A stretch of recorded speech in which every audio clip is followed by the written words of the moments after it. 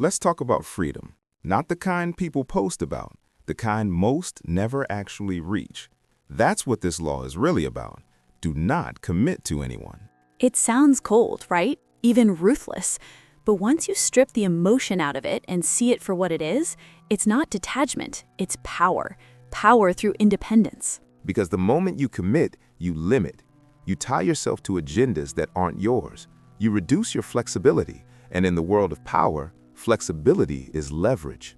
And the game isn't just about who you fight, it's about who you ally with. Every alliance has a price. Some drain your energy, others drain your reputation. The smartest players know how to stay neutral while still being in demand. That's the paradox. When you don't commit, everyone wants your commitment. You create desire. You become a resource that no one can fully control. And in power, being wanted is more useful than being owned. Think about that in relationships, in politics, in business. The moment you declare full loyalty to one side, you lose the other. But when you float, when you play both sides without fully landing, you stay at the center of gravity. Greene isn't promoting betrayal, he's promoting strategy. Don't hand your influence over too fast. Don't lock yourself into movements, ideologies, or people who might collapse and take you with them. Because people do collapse, and when you've tied yourself too closely, you fall too. That's why the most dangerous commitments are the emotional ones, the ones that feel righteous, permanent, personal. And once you're emotionally locked in, you stop questioning, you stop observing, you defend what you've committed to, even when it's clearly costing you. That's where power dies, in blind loyalty, in over-identifying with one person, one cause, one group. You lose your ability to pivot, to negotiate, to choose. And that choice, that's everything. The freedom to enter or exit, support or oppose, engage or disengage, that's real power. And commitment, if done carelessly, steals that from you. So this law isn't about being disconnected. It's about staying sovereign, being close to people but not absorbed by them, being loyal but on your own terms. Because once you commit to someone else's vision more than your own, you've stopped leading. You've become a follower, whether you admit it or not. Neutrality isn't weakness, it's positioning. When you don't declare sides, people project value onto you. They start asking, where does she stand? What's he really thinking? That mystery, it creates demand. When people don't know where your loyalty lies, they work harder to win you over. They pitch, they promise, they try to impress. You hold the leverage without lifting a finger. Because in the power game, the one who commits first loses ground. They reveal their priorities, their alliances, their vulnerabilities. But the one who stays silent, who watches, they gain intel without giving any. And that silence is control. It makes you harder to read, which makes you harder to manipulate. You can move between groups, build influence in multiple camps, and never get trapped in one agenda. Think of history. The Medici family in Renaissance Italy didn't rise through war. They rose through neutrality. They financed both sides. They didn't commit to kings or rebels. They committed to positioning themselves as indispensable. That's the model. Be useful to all, owned by none. Because the moment someone thinks they own you, they stop working for your attention. They start taking you for granted, and others stop offering you anything better. Even in friendships or romantic dynamics, the person who holds just a little distance often holds more power, not by playing games, but by not giving everything away too fast. And we're not saying don't be loyal. We're saying let your loyalty be earned, not assumed.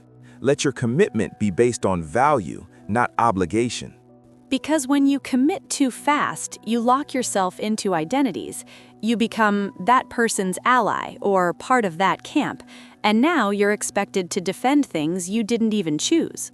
And the moment their reputation suffers, yours goes with it. You inherit their enemies, their scandals, their downfall. And for what? A moment of emotional alignment? Exactly. Emotional alignment is not the same as strategic commitment. You can agree without merging. You can support without surrendering. That's how you stay powerful, by staying fluid.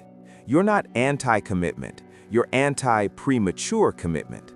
Because premature loyalty is just disguised vulnerability. So stay patient. Let people reveal themselves, let movements mature, let motives surface. Because the longer you wait, the more power you have when you finally choose. Let's bring this into real life. Corporate spaces, social media, friend groups. In all of these, people are constantly trying to pull you in, to label you, align you, lock you into a side. It happens fast. You comment on the wrong post, you agree with the wrong person, you support a cause too early, and now your entire identity is tied to it. People expect you to stay consistent even when the context changes. That's the trap, because commitment in public, especially too soon, limits your ability to evolve. You're stuck defending a version of yourself that maybe made sense back then, but doesn't anymore. And the world punishes that shift. If you backtrack, they call it hypocrisy. If you stay, even when you've outgrown it, you lose credibility with yourself. So either way, you lose something. But when you delay commitment, observe more, speak less, you stay mobile, you adapt, you reposition. You don't become a prisoner of your own brand. And in business, same rule applies. Don't tie your name too quickly to leaders, startups, or trends that haven't proven themselves. Today's icon can be tomorrow's liability, and if your name is glued to theirs, you fall with them. That's what Greene is teaching here. Wait, watch, stay neutral until it's advantageous to move. Let others rush into alliances, while you stay in control of yours. Because people who commit early are often seeking security, but power doesn't come from security, it comes from optionality, from being able to say yes or no without fear. And once you realize that, your energy changes. You stop rushing into partnerships, you stop joining causes to be seen, you stop proving your loyalty to people who haven't earned it. And the irony? That restraint makes you more respected.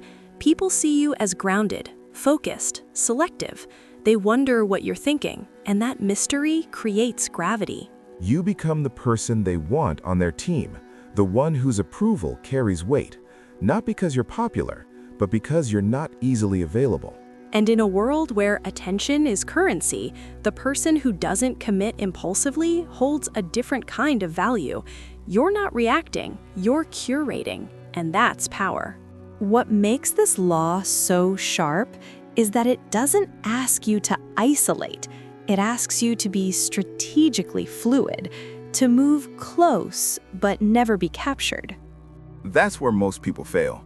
They think not committing means staying distant, but no, the art is being in the game, present, respected, but untied. Exactly. You attend the meeting, you speak with clarity, you build rapport, but you don't swear allegiance. You don't sign your name to a flag you didn't design.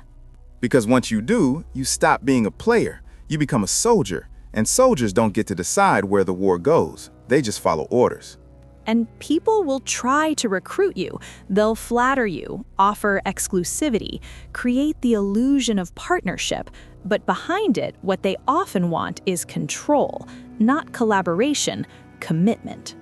The moment you attach your identity to theirs, you become a tool in their narrative. And when their narrative changes, you're either discarded or dragged into a mess you didn't create. That's why you have to stay unpredictable, not unreliable, unpredictable. Let them wonder where you stand. Let them ask. That uncertainty keeps your value high. Because when people think they have you, they stop working for you. But when they don't know if they have you, they invest more. They negotiate. They respect your boundaries. And boundaries are key. The moment you get too emotionally involved, you blur those lines. You start acting out of loyalty instead of logic. That's when you find yourself defending people who wouldn't defend you, taking sides in wars that don't belong to you, bleeding energy into battles that weaken your position. And here's the painful truth. Most people aren't looking for allies. They're looking for reinforcements. They don't want you next to you. They want you under them. That's why neutrality, when practiced well, is actually an elevated form of influence. You move above the chaos, you observe where power is consolidating, and you place yourself where it benefits you, not where it flatters your ego. Because power isn't about who you stand next to, it's about who can't move without considering you. And that kind of influence only comes when you refuse to be owned. Let's look at how this plays out historically. Some of the most powerful figures weren't the ones who led armies, but the ones who could never be claimed by any one side. Take Queen Elizabeth I. She never married. Not because she didn't have offers, but because the moment she tied herself to a man, she'd be seen as his queen, not the queen.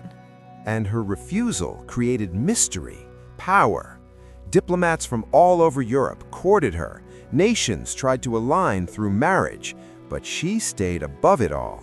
She wasn't just a ruler, she became the center of gravity. Same thing with powerful consultants and advisors in modern business. They don't belong to one company, they advise many.